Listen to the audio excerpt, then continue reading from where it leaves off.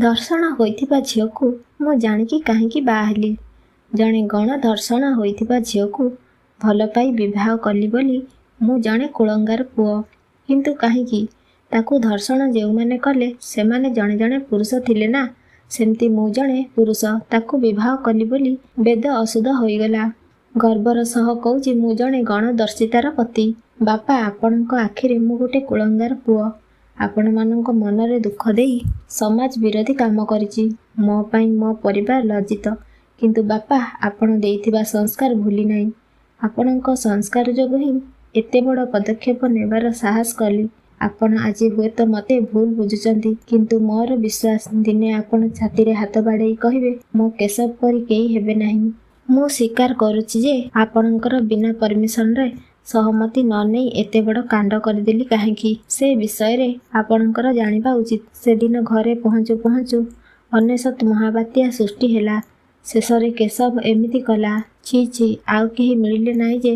ଶେଷରେ ବେଶୀ ଗର୍ଜିଲା ତୁମେ। ତୁ କୋଳାଙ୍ଗାର, ତୋ ପରି ପୁଅ ମୋର ଦରକାର ନାହିଁ। ତୋ ମୁହଁ ଆଜିଠାରୁ ମୁଁ ଦେଖିବାକୁ ଚାହେଁ ନାହିଁ।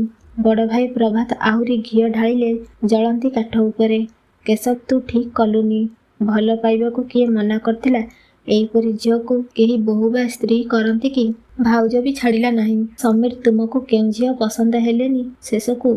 ମା କିନ୍ତୁ ନୀରବ ଥିଲା। ଘରେ ଏରୁଣ୍ଡି ଏପଟେ ମୁଁ ଜୋର କରି ଧରିଥିଲି ବିନି ମ୍ୟାମ୍ଙ୍କ ହାତକୁ। ମୋତେ ଘରେ ପୂରେଇ ଦେବେନି ଜାଣିଥିଲି, କାରଣ ମୁଁ ନିଜ ଇଚ୍ଛାରେ ମ୍ୟାରେଜ କରି ଆସିଛି। କାହାକୁ କିଛି ଜଣାଏ ନାହିଁ। ବନି ମ୍ୟାମ୍ଙ୍କ ହାତ ଝାଳେଇ ଗଲାଣି।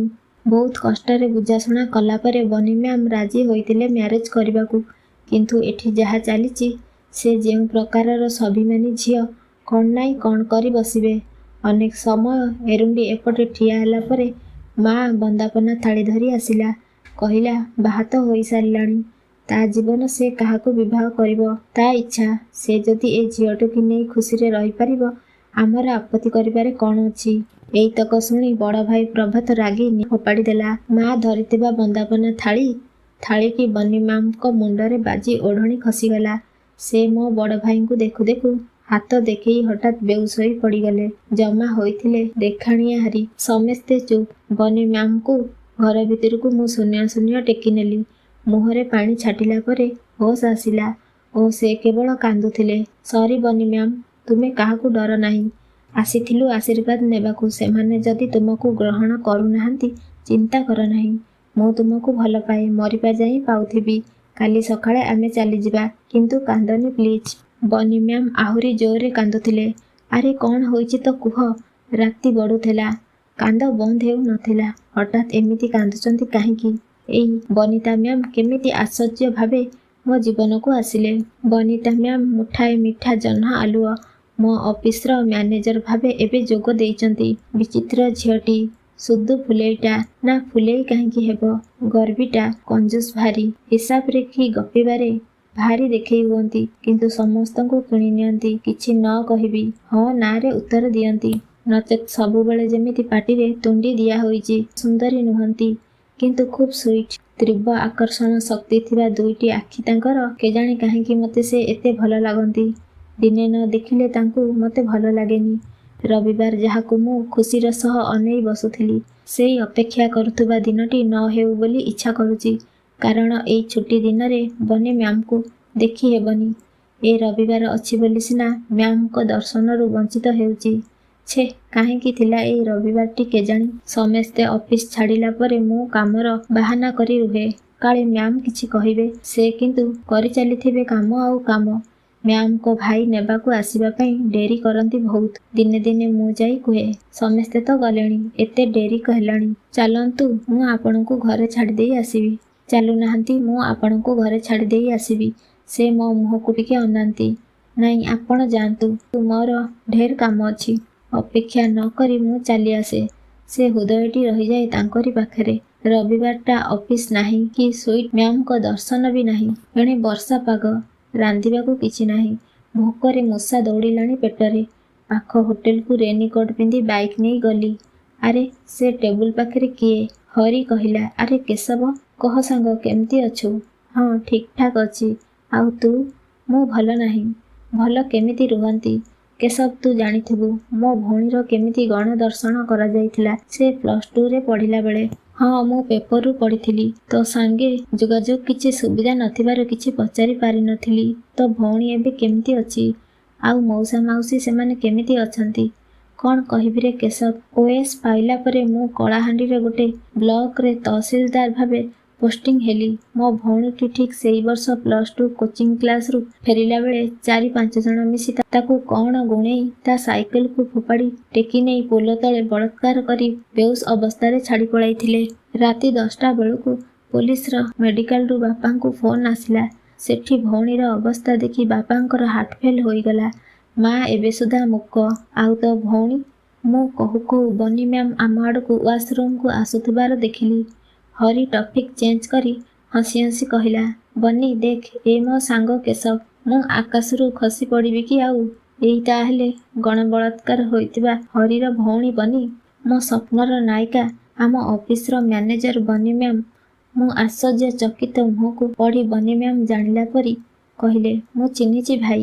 ଏ ଆମ ଅଫିସର କେଶବ ବାବୁ। ଓହୋ ଭଲ ହେଲା। ମୁଁ ଏବେ ଟିକେ ଚିନ୍ତାମୁକ୍ତ ହେବି। ତୁମେ ଦୁହେଁ ଗୋଟିଏ ଅଫିସରେ କାମ କରୁଛ। ମୋ କଥା ଆଉ ନଥିଲା। ମୁଁ ମୁଣ୍ଡ ଟୁଙ୍ଗାରି ସମ୍ମତି ପ୍ରଦାନ କଲି। ଆଉ ତୁ ବନି କେଶବ ସାଙ୍ଗେ ଯିବୁ ତ? ପଚାରିଲା ହରି। କିଛି ନ କହି ଚୁପ୍ ରହିଲେ ବନି ମ୍ୟାମ୍। ହରି କହିଲା, ଭାଇ ମଜାଳିଆ ପିଲାଟା କେଶବ। ତୁ ତ ଜାଣିବୁଣି ଏ 8 ଦିନ ଭିତରେ ଏମିତି କଥା କହିବ ହସି ହସି ମୁତାଇ ଦେବ। ଏମିତି କଥାବାର୍ତ୍ତା ଭିତରେ ଆମର ଲଞ୍ଚ ସରିଗଲା। ଭାବୁଥିଲି ରବିବାରଟା ବେକାର ହୋଇଗଲା ବର୍ଷା ପାଗ ହେତୁ। କିନ୍ତୁ ଆଜି ଦିନଟି ମୋ ପାଇଁ ଏକ ବଡ଼ ଦିନ ଥିଲା। ରାତି 7ଟାକୁ ହରି ଫୋନ୍ କଲା, କେଶବ ଦେଖିଲୁ ତ ମୋ ଭଉଣୀ ବନିକୁ ଯମ ସାଙ୍ଗେ ଲଢ଼େଇ କରି ବର୍ଷକ ପରେ ସମ୍ପୂର୍ଣ୍ଣ ଆରୋଗ୍ୟ ହେଲା। ସେବେଠୁ ଚୁପଚାପ ସେ ବାହାରକୁ ବାହାରିବାକୁ ଡରୁଥିଲା। ମୁଁ ତାକୁ ବହୁତ ବୁଝାଇଲି। ଶେଷରେ ପରୀକ୍ଷା ଦେଲା ଓ ଭଲ ନମ୍ବର ରଖି ପାସ୍ କଲା। ଇଞ୍ଜିନିୟରିଂ କଲା ପରେ ଏବେ ତୁମ ଅଫିସ ଜଏନ୍ କରିଛି। ଭଉଣୀଟି ମୋର ଜୀବନ ପ୍ରତି ବିପଦ। କୌଣସି ପୁରୁଷଙ୍କୁ ସେ ବିଶ୍ୱାସ କରୁନାହିଁ। ଏକା ବାହାରକୁ ଯିବା ଛଡ଼ା ଅଫିସ ବି ଯାଉନାହିଁ। ଯେଉଁଥିପାଇଁ ମୋ ବଡ଼ବାପା ପୁଅ ଭାଇ ବନିକୁ ନେଇ ଅଫିସରେ ଛାଡ଼େ ଓ ଆଣେ। ଘରେ କି ବାହାରେ କାହା ସାଙ୍ଗେ ବେଶୀ କଥା ବି ହେଉନାହିଁ। ମା ମୂକ। ଖାଲି ଜୁଳୁ ଜୁଳୁ ଅନାଇବ କି ହାଡ଼ ମାଂସର କଣ୍ଡେଇଟିଏ। ଏମିତି ସମୟ ମୁଁ କ'ଣ କରିବି? ସମୀର ତୁ ତ ହସି ହସି ଟିକେ ବେଦମ୍ କରୁ ପାରିବୁ ମୋ ଭଉଣୀ ମୁହଁରେ ହସ ଫୁଟାଇ ତାକୁ ଟିକେ ବଦଳେଇ ଦବୁ। ଗଣଦର୍ଶିତା ହେତୁ ତାକୁ ତ କେହି ରାଜି ହେବେ ନାହିଁ ବାହା ହେବାକୁ। ଜୀବନରେ ଟିକେ ହସିବା ଶିଖି ମଣିଷ ପରି ବଞ୍ଚୁ। ଆଜିକାଲି ତ ବାହା ନ ହୋଇ ଏକା ଏକା ଖୁସିରେ ବଞ୍ଚୁଛନ୍ତି।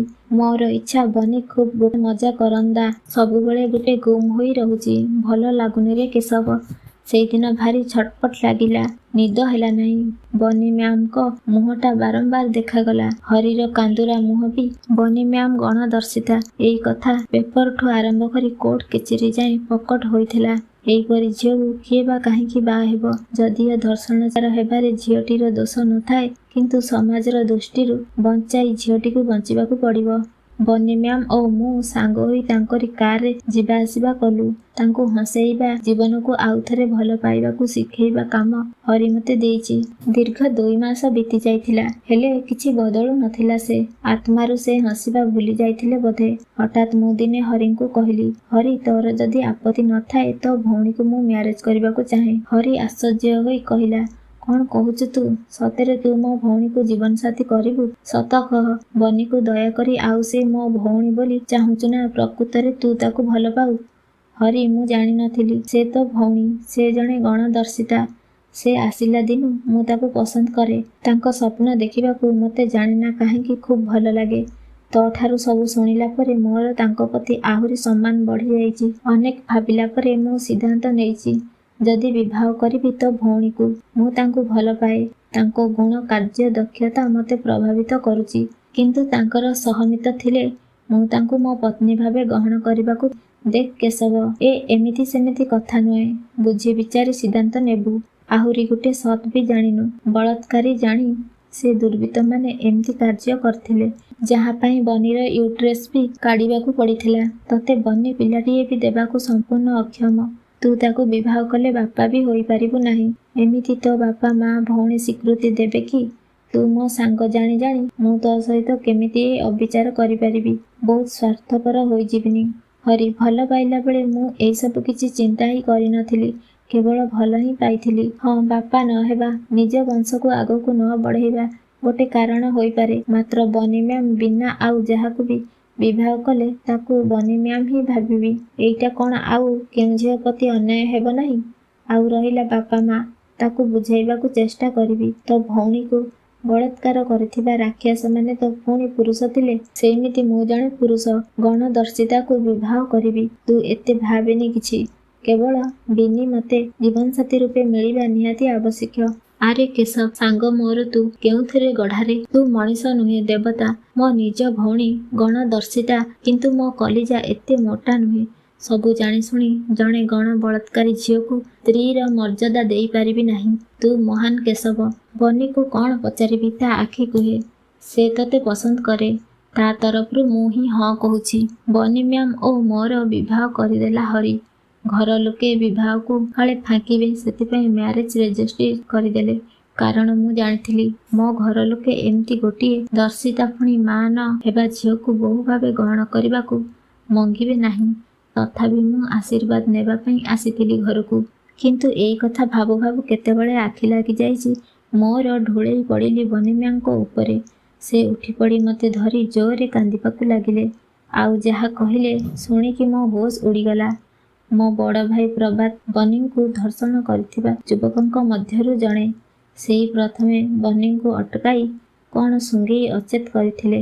ଏ କଥା ଶୁଣି ମୋ ପାଦ ତଳୁ ମାଟି ଖସିଗଲା। ମୋ ଭାଇ ବନିର ଏ ଅବସ୍ଥା ପାଇଁ ଦାୟୀ। ସିନ୍ଦୂର ଫାଟିବା ପୂର୍ବରୁ ବନି ମ୍ୟାମ୍ଙ୍କୁ ନେଇ ଘରୁ ଚାଲି ଆସିଲି ମୋ କାମ ଜାଗାକୁ। ସତରେ ବାପା, ଏଥର କୁହନ୍ତୁ, ଏ କୁଳଙ୍ଗାର ପୁଅ କ'ଣ ସତରେ ମହାପାପ କରିଛି?